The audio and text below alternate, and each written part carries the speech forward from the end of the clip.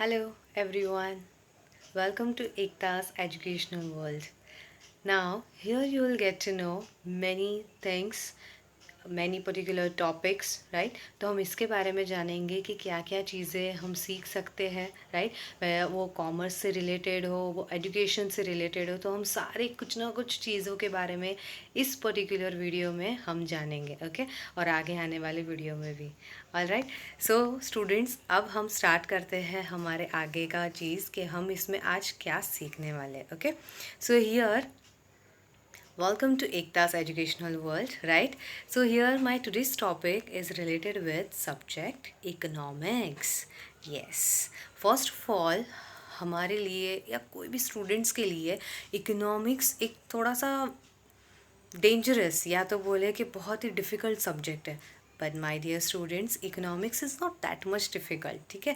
Economics subject ऐसा है जो अगर आप कॉमर्स में हैं तो शुरुआत से लेके अंत तक आपके साथ इकोनॉमिक्स रहेगा ही रहेगा, ओके? तो इकोनॉमिक्स सब्जेक्ट्स को दूर मत भागिए, इट्स वेरी इजी, ठीक है? थोड़ी थोड़ी कोशिश कीजिए पढ़ने के लिए, so definitely you will love to do it, okay? So economics basically हमारे लिए क्या होता है, तो सबसे पहले उसे जानने के लिए इकोनॉमिक्स, तो यहाँ पर मैंने कुछ पर्टिकुलर पॉइंट्स में बताया इकोनॉमिक्स होता क्या है। तो बेसिकली हमारे बस आसपास की चीज़ों के बारे में। अब आसपास की चीज़ें मतलब क्या मैडम? सो आसपास की चीज़ों के बारे में अगर हम जानें तो जैसे कि अगर आपको आपके पेरेंट्स ने 100 रुपीज़ दिया टू स्पेंड, राइट, खर्च करने के लिए, आप मार्केट में गए, आपने उस पैसों से कुछ ना कुछ खरीद लिया। सो आपने क्या किया? आपने खर्चा किया, right? So that will be your expenditure.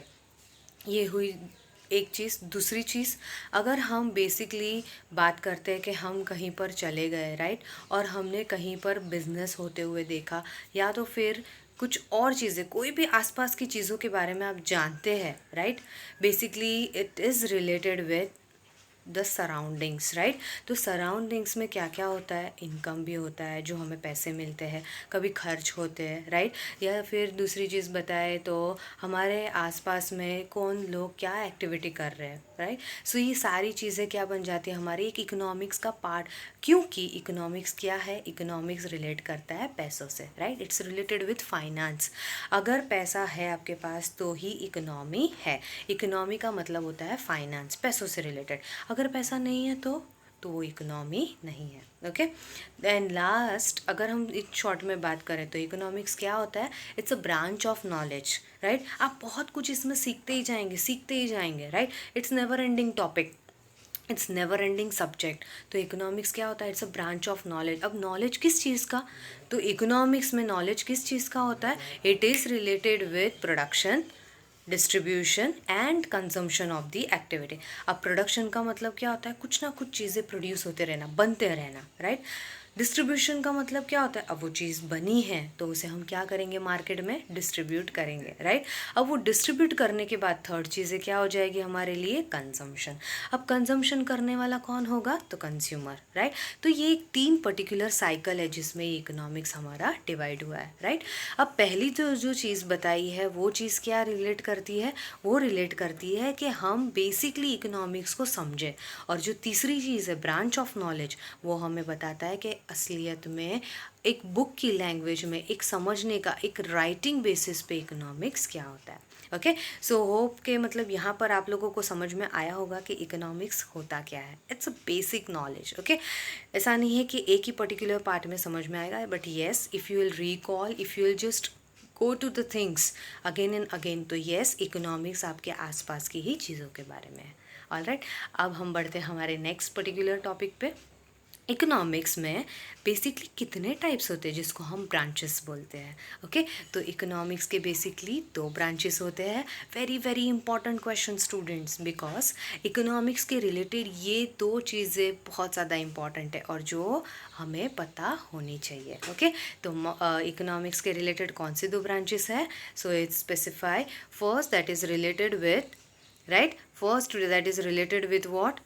Whatever be the things, we'll just here see micro economics and macro economics, right. तो micro economics and macro economics ये दो पर्टिकुलर ब्रांचेस है हमारे इकोनॉमिक्स के, ओके।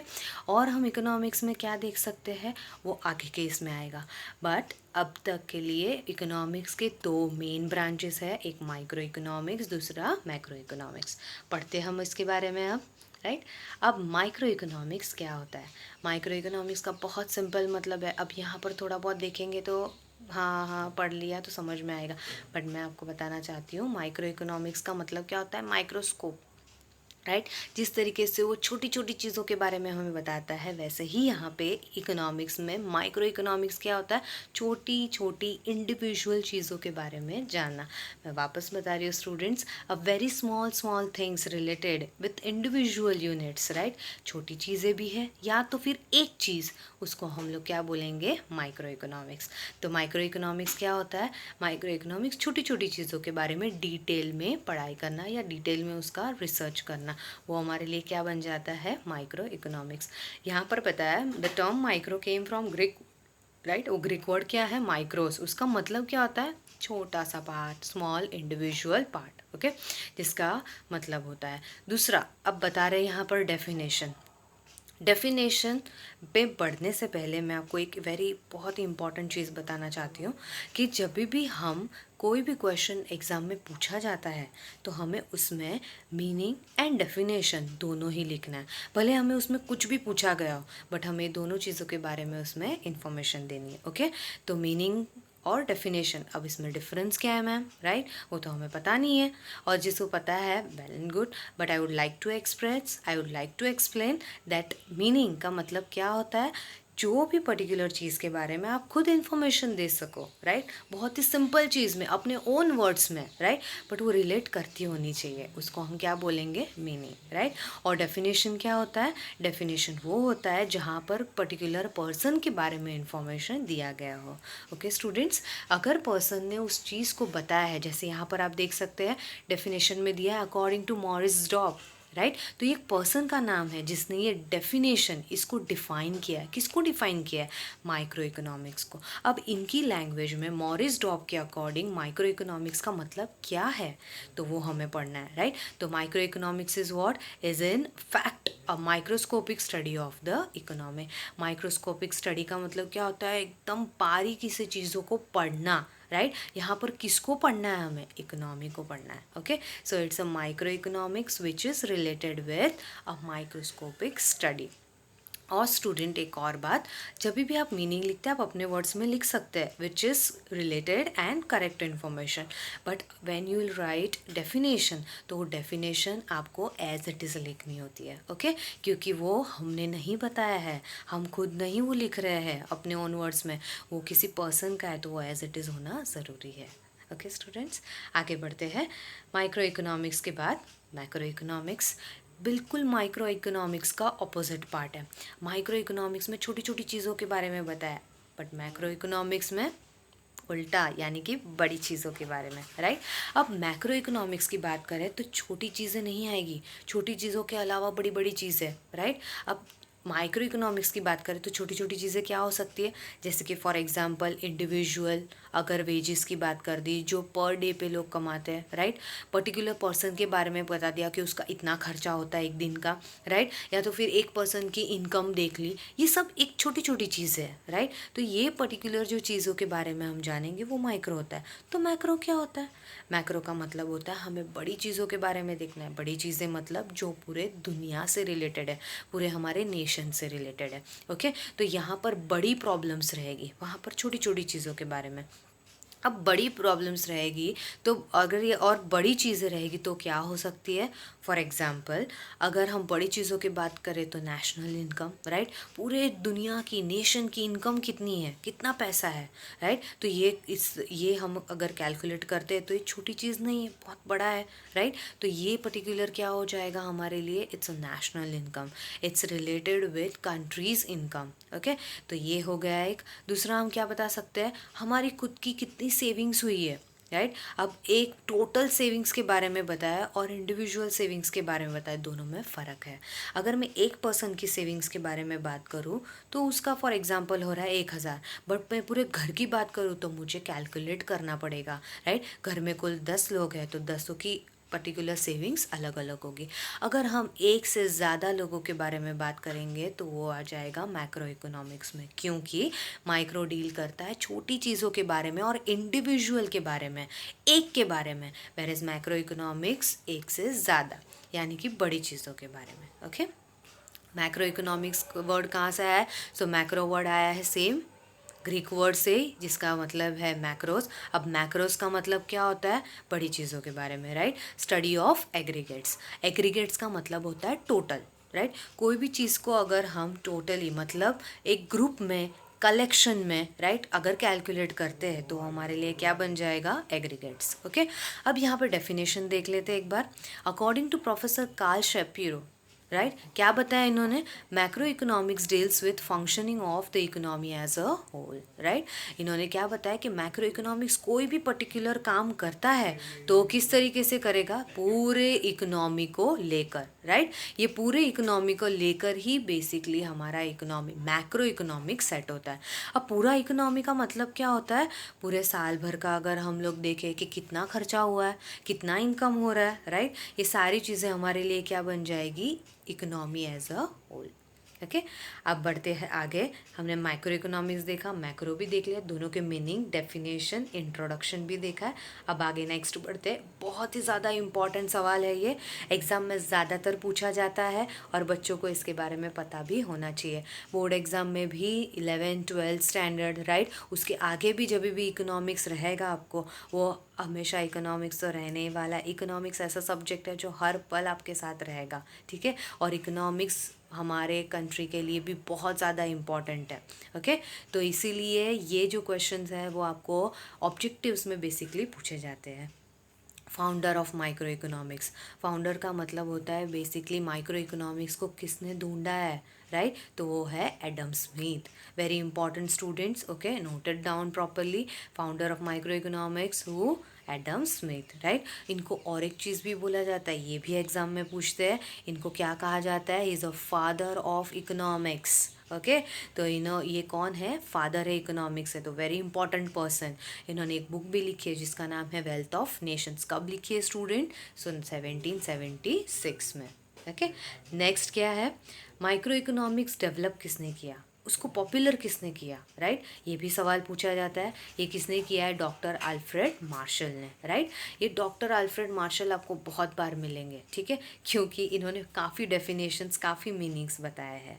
ओके, इनको और एक बताया जाता है, इनको और एक नाम से संबोधित किया जाता है, real architect of micro economics, क्योंकि माइक्रो इकोनॉमिक्स के बारे में जो इन्फॉर्मेशन प्रोवाइड की है वो किसने की है?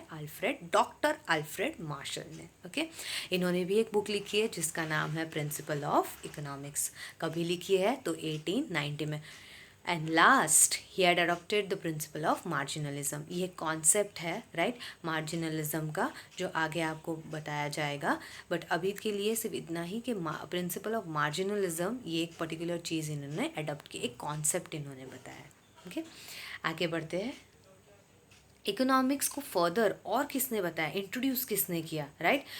बेसिकली इन्होंने इंट्रोड्यूस किया है, सबसे बताया है कि इकोनॉमिक्स क्या होता है, राइट, इकोनॉमिक्स को किस तरीके से हम बता सकते हैं। तो पर्सन का नाम क्या है? रैगनार फ्रिस्ट। ओके, माइक्रो और मैक्रो दोनों ही इंट्रोड्यूस करने वाले पर्सन कौन है? रैगनार फ्रिस्ट। इन्होंने कभी ये चीज़ बताई थी? तो 1933।